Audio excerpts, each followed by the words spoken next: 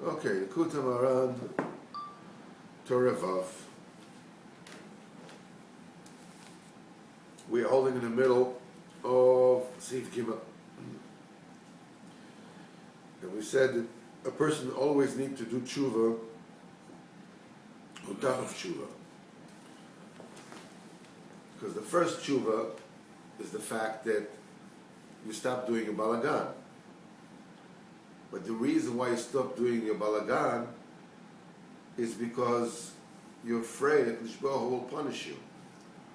Or you see that things have become so crazy that you can no longer manage your life, either your physical life or your internal emotional life. And it's about time to call it quits. You don't want Kadosh Baruch Hu to punish you. That's very good. This is tshuva. But still, you didn't really do tshuva on the main problem, which is the damage that you caused to the name of Kadosh Baruch Hu, and the damage that you caused to the honor of Hashem. You didn't do tshuva for that yet. So you'd have to do a second tshuva, the tshuva on the tshuva. Baruch Hashem, now after you did the first tshuva, you're in a high madrega. Now you have to do tshuva on the tshuva that you did. It's called tshuva ol tshuva. Tshuva ol tshuva. And it says like this: even when a person knows by himself that he made a total complete tshuva, the lev sholem zach v'noki, with a totally complete, open, clean heart. Afterwards he needs asos tshuva yishon. He still has to do tshuva on the first tshuva. Why? Because in the beginning, when he did tshuva, he made according to the asaga that he had, to the perception that he had, to the awareness that he had of Hashem. And afterwards, obviously, after you do tshuva, now you know Kadosh Baruch Hu more intimately. Now your awareness of the Gnes Hashem is far greater than it was before. Why? Because you cleansed yourself, you purified yourself from the sin, and you're closer to Kadosh Baruch Hu through this tshuva. Nimtzo. So now we found,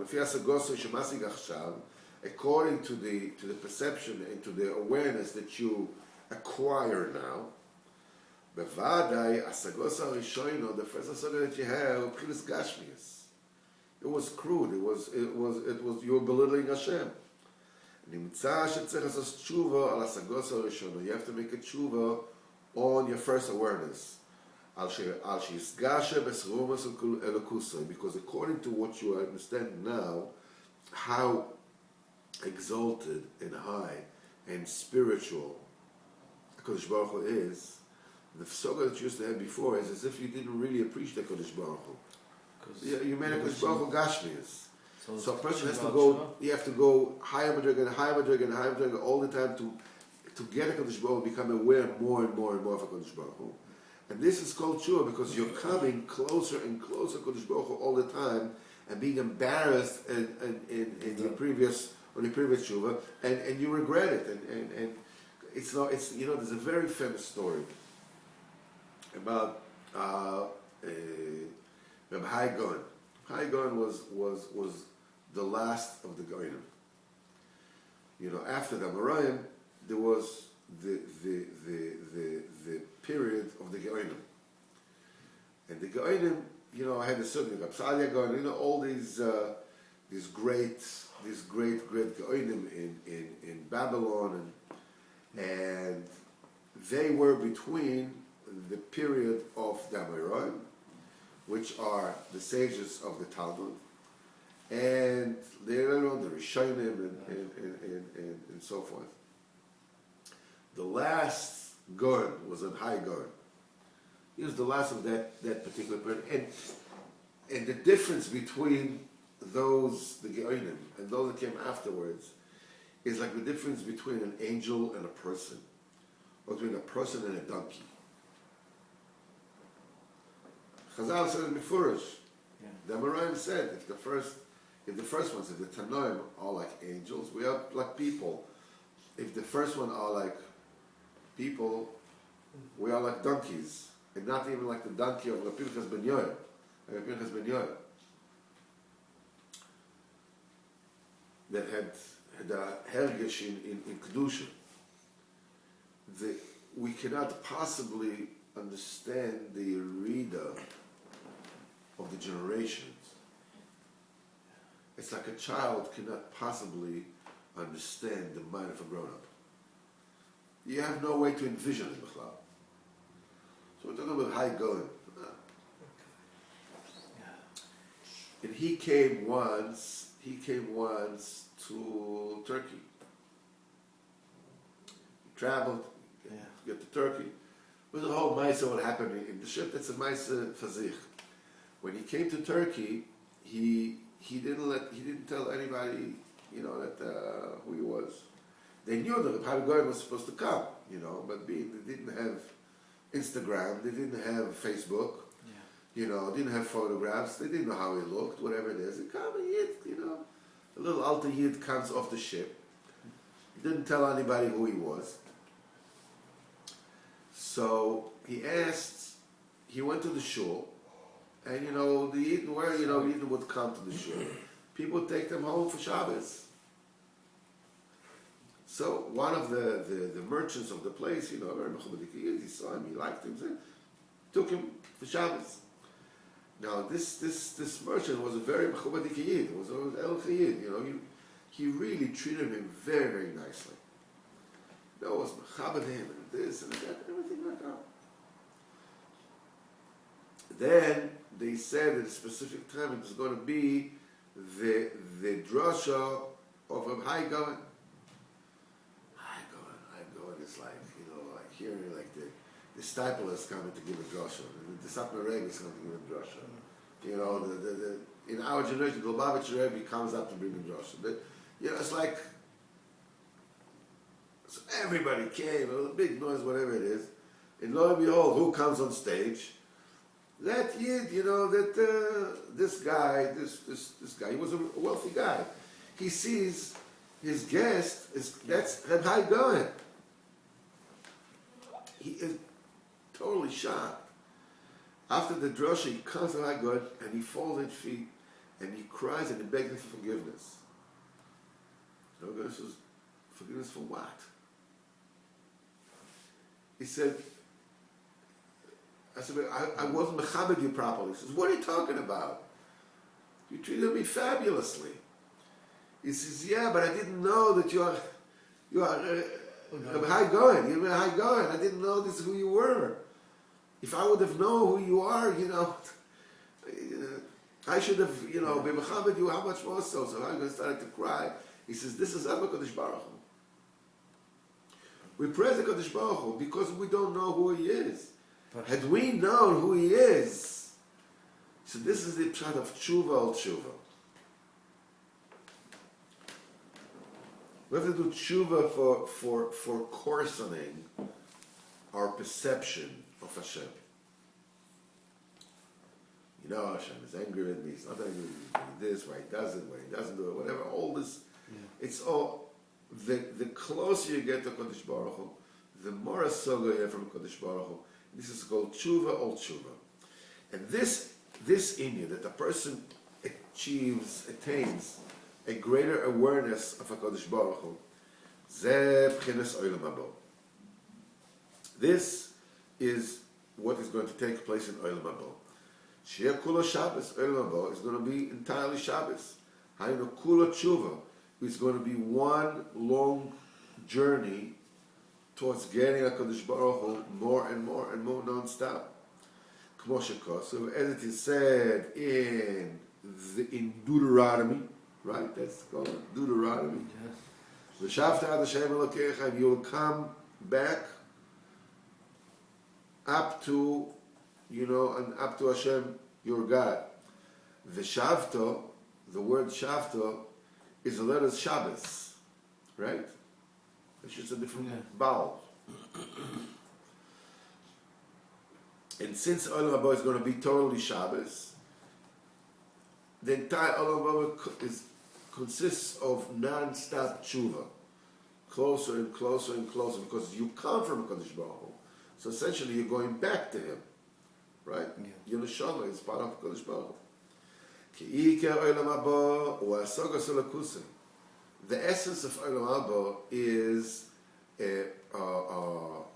perceiving and attaining greatest awareness of Hashem's godliness. Kmo shekosev in Yirmiyahu says, "Vayodu oisi milekatnom ad gdoilom." They will know me from the smallest of them to the greatest of them. This is going to be the pleasure of Olam Haba. And by Olam Haba, we will all the time go from one madrega to the next, higher and higher and higher, and greater awareness of HaKadosh Baruch Hu. Nimtza, shebechol eshasiv gasol yeser, and every time that we will have a new awareness, we'll be doing tshuva on the previous one, and we'll embarrass from it. It's an embarrassment of Olam Haba. So, this is what Chazal said. All of anybody who slaughters his yetzer hara, and confesses on it, as if he was Mechal HaKadosh Baruch Hu in two worlds. And this is what is alluded to in the words of the Gemara. Anybody who slaughters his yetzer, that's the first tshuva. You stop doing the balagan. Because since you slowly yetzer hara, you know that resides in in the space of the heart, in the left space of the heart. This is how do you do it? Because you're keeping quiet. You're accepting your punishment, your derision, your shame, and you're not saying anything. This comes about when you keep quiet when people shame you, right?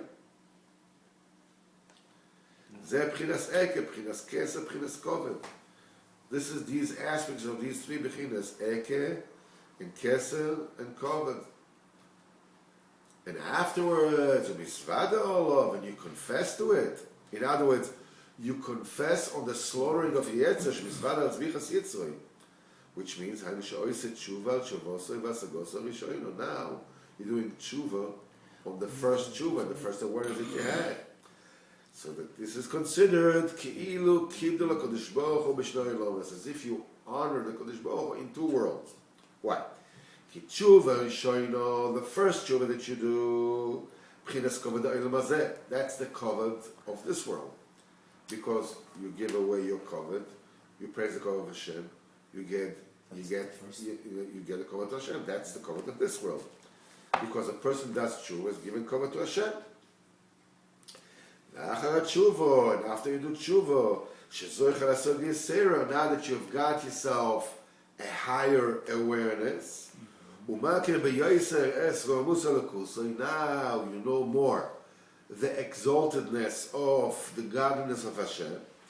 So now you're doing tshuva on your first tshuva. This tshuva, now you're playing with the big boys. Now you're swimming with the sharks. Now you're really doing it. Now you're giving kavod Kodesh Baruch Hu in Olam Haba, because in Olam Haba we will be able to attain the Kodesh Baruch Hu much more. And what we will do tshuva on the entire saga of this world. I mean, I thought I knew him, I thought I was a tzaddik, So, and when a person gets in this world, the Kodesh Baruch Hu more, and does tshuva on his first saga, he's honoring Kodesh Baruch Hu the way he will be honoring him in Olam Haba, because Olam Haba will constantly be what? Be tshuva on tshuva. You're already on Olam Haba, it's not fair, it's there. So you just do tshuva on tshuva. So if you're able to do in this world tshuva on tshuva, so you're like behaving like you're in Olam Haba. That's Olam Haba mode. Essential tshuva is Olam Hazeh. That's kavod of Olam Hazeh.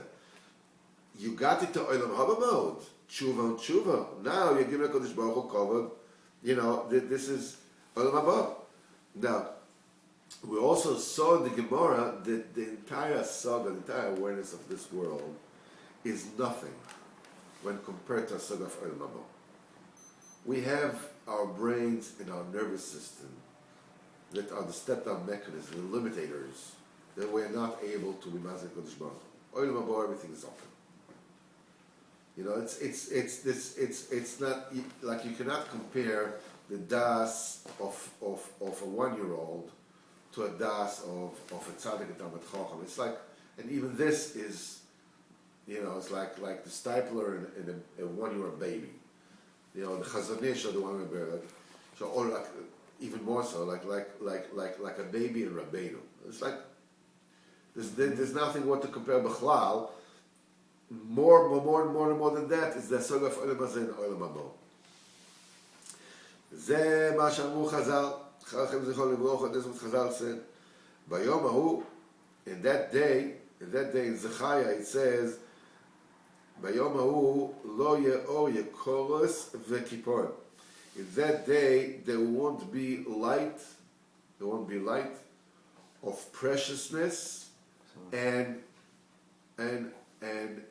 kippur usually the way when it is freezing. But basically, it means something which is light, something which is kippur means something which is floating, like the ice flows on water. So it's a very very esoteric pasuk. What does it mean?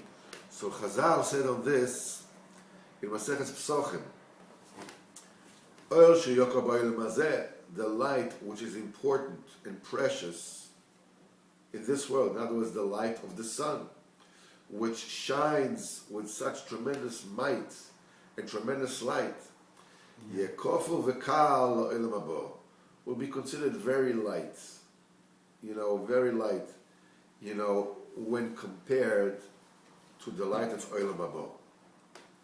Rashi says, Kofel, in that place, what is Kofel? They keep on. Kofel means kal, is light. A light which is considered precious in this world is going to be light and considered to nothing in Olam Haba. What the Chazal mean to say, that the Gemara says that also the light, the spiritual light, you hear? That the person is capable of attaining in this world is light and small when compared to the spiritual light that we will get in Olam Haba. So you find in the world to come, when we'll be able to attain a greater asaga of the Golus of Hashem, for sure we will regret and do tshuva. We'll be very embarrassed with it. The entire asagas, no matter what a big tzaddik you are, the entire perception and awareness that you can get in this world, it's gashmius, it's materialistic. Neged asagas Olam Haba. When compared to the awareness of Olam Haba, there we will be able to perceive the spirituality and the greatness and the godliness and this the exaltedness of HaKadosh Baruch Hu. And this is what it says in the Gemara, Kilu kibdo HaKadosh Baruch Hu b'shnei olam. It's as if he honored the HaKadosh Baruch Hu in two worlds. Why? Kizvichas HaYetzer, the slaughtering of the Yetzer Hara, which is Tshuva Rishona, this is the first Tshuva, this is the Kovod HaOlam Hazeh. And the Vidui and the confession of Zvichas HaYetzer on the slaughtering of the Yetzer. In other words, the second Tshuva, that's the Kovod of Olam Haba. Sha'kovod HaRishon, the first Kovod that we give HaKadosh Baruch Hu in this world, Nasa Kofel v'kal keneged HaKovod HaSheni. It becomes light, it becomes like nothing. It becomes a trifle, or trifle, how do you say? Trifle or trifle? Trifle? Yeah? Good. When compared to the second Kovod. In other words, there will be nothing compared to the second Kovod. We'll be able to honor HaKadosh Baruch Hu in the next world. And when a person merits to become aware of HaKadosh Baruch Hu more and more, and do tshuva on his first hasaga, he's zoiche to honor HaKadosh Baruch Hu in this world, the way the rest of Am Yisrael will be zoiche in the next world. He's doing in this world what everybody else is going to do in the next world. So now that we said that when a person does tshuva, HaKadosh Baruch Hu gives him from his covenant. So your own personal covenant becomes a divine covenant. But this is just the divine covenant which is revealed in this world. And afterwards, when a person perceives HaKadosh Baruch Hu more, and you're aware of HaKadosh Baruch Hu is more and more, and you do tshuva on your first asaga, from this you honor HaKadosh Baruch Hu, with a greater covenant, with the kol b'chinas olam haba.